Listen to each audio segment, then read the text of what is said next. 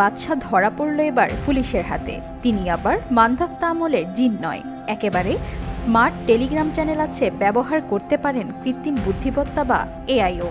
শুনতে অবাক লাগলেও এমনটাই ঘটেছে সিরাজগঞ্জের সলঙ্গা থানার বনবাড়িয়া গ্রামে। সামাজিক যোগাযোগ মাধ্যমে নিজেকে জিনের বাচ্চা পরিচয় দিয়ে শতাধিক মানুষের কাছ থেকে প্রায় ২১ লক্ষ টাকা হাতিয়ে নেওয়ার অভিযোগে এক ব্যক্তিকে গ্রেফতার করেছে পুলিশ।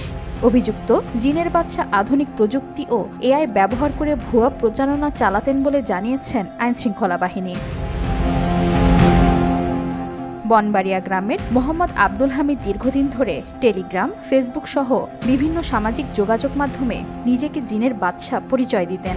ভুয়া আইডি ব্যবহার করে সাধারণ মানুষের সঙ্গে যোগাযোগও করতেন।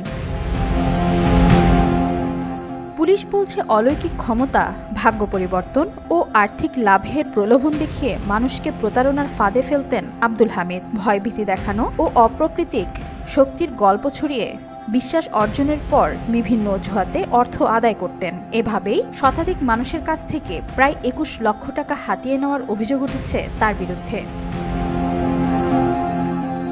তদন্তে জানা গেছে, এআই প্রযুক্তি ব্যবহার করে ভুয়া লিফলেট, বিজ্ঞাপন ও অফিসিয়াল ধরনের ছবি তৈরি করতেন তিনি। এছাড়াও বিভিন্ন সোশ্যাল প্যানেল কোম্পানির নামে ভুয়া অফার প্রচার করে অর্থ সংগ্রহের অভিযোগও রয়েছে।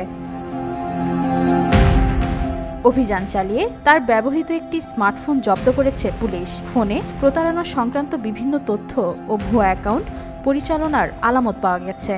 এ ঘটনায় আইনগত প্রক্রিয়া চলমান রয়েছে এবং এর সঙ্গে অন্য কেউ জড়িত আছে কিনা তাও তদন্ত করা হচ্ছে।